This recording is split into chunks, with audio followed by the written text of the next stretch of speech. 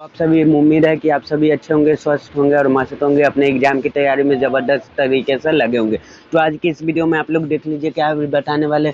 Bihar board class 12 Hindi Hindi का परीक्षा 2025 chapter 4 Ardhanarishvara Ramdhari Singh Dinkar का very very important subjective question और फाइनल एग्जाम का बताने वाले हैं। ठीक है दोस्तों, तो वीडियो को आप लोग छोड़ के मत जाइएगा और चैनल पे नए होंगे तो हमारे चैनल नीरज ट्यूटोरियल इंस्टीट्यूट में आप लोग नए होंगे तो चैनल को सब्सक्राइब करके और बेल आइकन को प्रेस कर लीजिएगा, ताकि आप लोगों के पास जल्दी से जल्दी आप लोगों के पास जो भी वीडियो हम डालें वो वीडियो आप लोगों के पास जल्दी से जल्दी आप लोगों के पास पहुंच जाए। ठीक है, तो वीडियो को लाइक करके और चैनल को सब्सक्राइब कर लीजिएगा, साथ ही साथ वीडियो को शेयर कर लीजिए।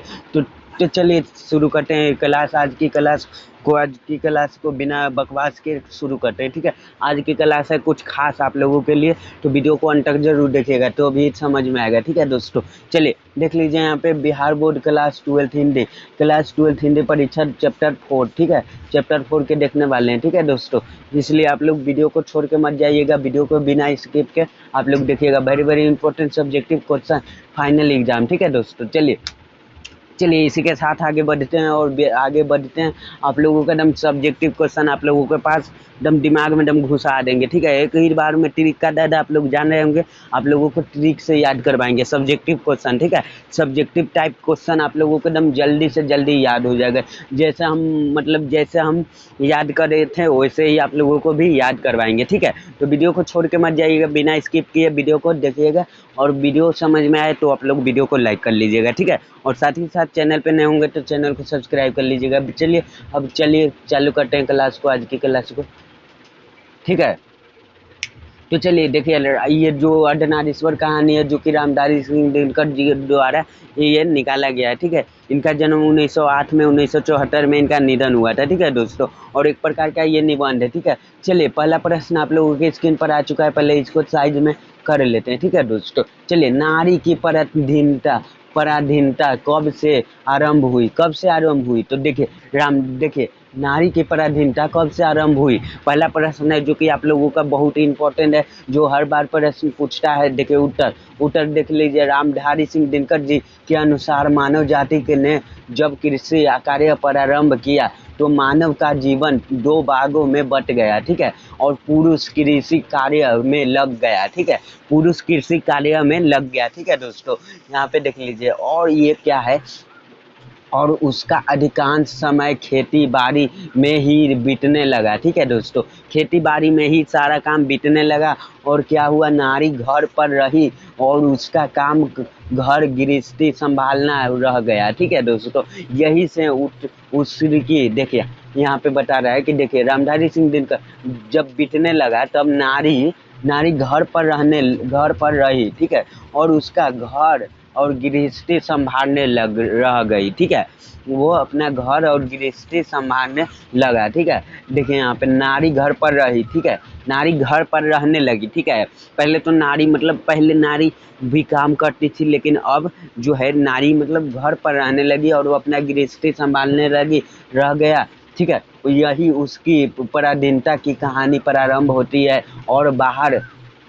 और बाहर का जीवन यानी पुरुष का जीवन बड़ा होता है चला गया और नारी का जीवन छोटा होता चला गया। लेकिन वो छोटा होता चला गया, लेकिन ये देखिए अभी के ज़माने में बिहार के मुख्यमंत्री श्री नीतीश कुमार जी देखिए नारी को ही ऊंचा बढ़ा रहे हैं। ठीक है, नारी अभी के एकदम पूरी ऊंची में नारी या लड़की, ठीक है, वो सभी बहुत आगे बढ़ रही है। और अभी के जनसंख्या में अभी नर का ये स्थान कम गया है। ठीक है दोस्तों, चलिए तो दूसरा प्रश्न आप लोगों की स्क्रीन पर आ चुका है। देखिए ये भी आप लोगों को याद करवा देंगे। देखिए अगर दूसरा प्रश्न है जो कि यदि संधि का वार्ता कुंती और गांधारी के बीच हुई होती तो बहुत संभव था कि महाभारत न मचता।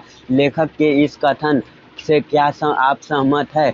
अपना पक्ष रखे। बता रहा है कि बहुत संभव था लेकिन भारत मचा, इस कथन से क्या आप सहमत है? तो देखिए इसका उत्तर है लेखक ने यह माना। ठीक है, देखिए इसका उत्तर देख लीजिए, इसका उत्तर देख के आप लोगों को याद हो जाएगा। उसका आंसर जो है देखिए थोड़ा डबल है, लेकिन ये सभी आप लोग अगर ट्रिक से याद करेंगे ना तो जल्दी से जल्दी याद हो जाएगा। लेखक ने यह माना कि नारी कोमल भावना रखती है, ठीक है दोस्तों, उसमें दया ममता की भी बचती है और वह सहिष्णु भी पुरुष से अधिक है, ठीक है। यह बात अलग है कि भीरू भीरू होती है, ठीक है दोस्तों, भीरू होती है।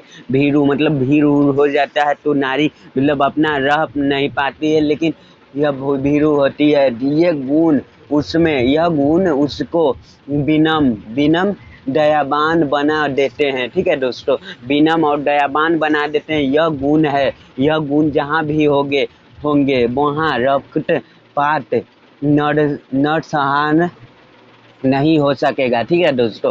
पुरुष की प्रवृत्ति रक्तपात की है, पुरुष की प्रवृत्ति जो है रक्तपात की है, ठीक है दोस्तों। ये बता रहा है कि नारी की मतलब संभावना कितना ज़्यादा उस समय था। वो उस समय मतलब नारी के मतलब कम था, लेकिन अब देखिए अभी के नारी मतलब नरसंहार करता रहा है, ठीक है। जीवन का जो कोमल पक्ष था उसको भेड़ियों में जकड़ दिया, ठीक है, भेड़ियों में जकड़ दिया, ठीक है दोस्तों।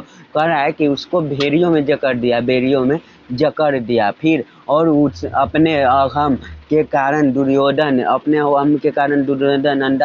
अंधे का बेटा था। उसने क्या नहीं देखा था कि पांडे का बल कितना है। वह कृष्ण देखिए वो बेटा था जो कि उसने क्या न देखा था, क्या नहीं देखा था, ठीक है। पूछ रहा है कि उसने क्या नहीं देखा था, क्वेश्चन में आंसर बता रहा है कि उसने क्या नहीं देखा था कि पांडव का बल भी कितना है, ठीक है, कितना है।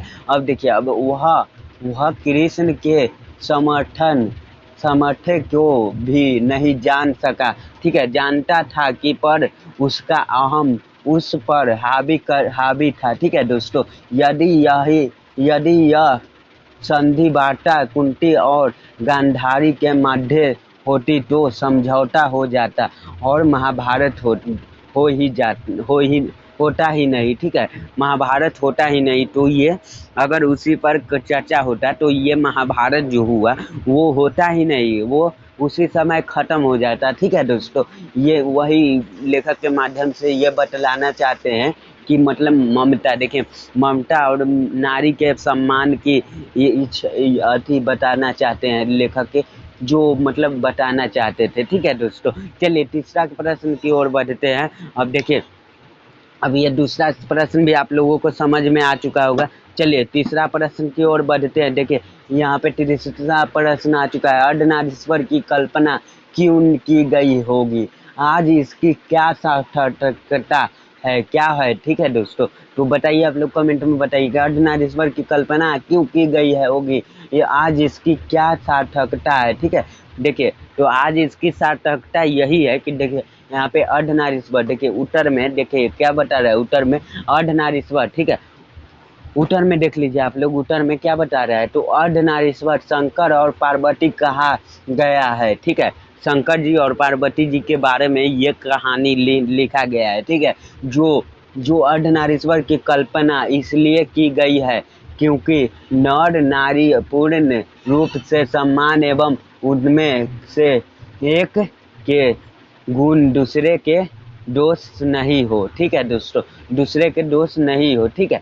यहाँ पे हो सकता, ठीक है, अर्थात नर में नारियों के गुण जैसे दया ममता सेवा सहिष्णुता, ठीक है, आए तो इससे उनकी मर्यादा हीन नहीं होती, ठीक है, बल्कि उनकी गुण में पूर्णता वृद्धि ही होती है, ठीक है। आज के ज़माने में आज के ज़माने में क्या हो रहा है, नर नारी के गुणों को सीखकर अपना जीवन देखिए यहाँ पे बता रहे हैं कि वृद्धि होती है, लेकिन आज के ज़माने में नर नारी के गुणों को सीखकर अपना जीवन यापन करता है, ठीक है, अपना जीवन यापन करता है, ठीक है।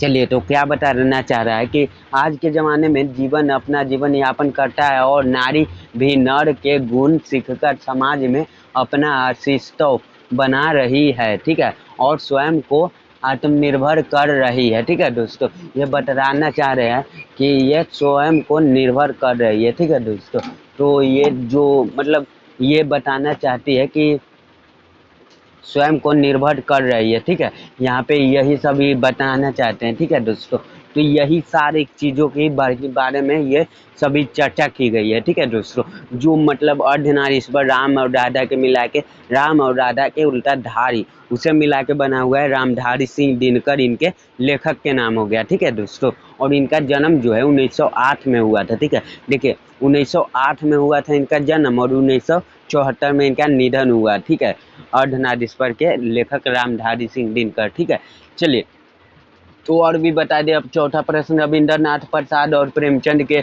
चिंतन से दिनकर क्यों असंतुष्ट थे? क्यों असंतुष्ट थे? ठीक है दोस्तों, तो यहाँ पे देख लीजिए दिनकर क्यों आखिर असंतुष्ट थे। ठीक है, तो यहाँ पे देखिए, यहाँ पे आप लोगों को भी बता दें इसके बारे में भी, तो आप लोग देख लीजिए इसको भी। रविंद्रनाथ प्रसाद और प्रेमचंद की कल्पना से रामधारी सिंह दिनकर यह संतुष्ट इसलिए थे कि इन लोगों ने नारियों के प्रति अच्छे ढंग से उल्लेख नहीं किया है। इन लोगों ने अर्धनारीश्वर के चित्रण से हटकर रोमांटिक चित्रण प्रस्तुत किया है। ठीक है, जैसे रविंद्रनाथ ने नारियों को आकर्षक और मोहक माना है और नारी की सार्थकता उसकी अंगिमा की मोहक और आकर्षक होने में ही है। ठीक है दोस्तों, तो आज के लिए इतना ही, वीडियो काफ़ी है आप लोगों के लिए। मिलते हैं किसी नेक्स्ट वीडियो में, तब तक के लिए टाटा बाय बाय, जय हिंद, जय भारत, वंदे मातरम।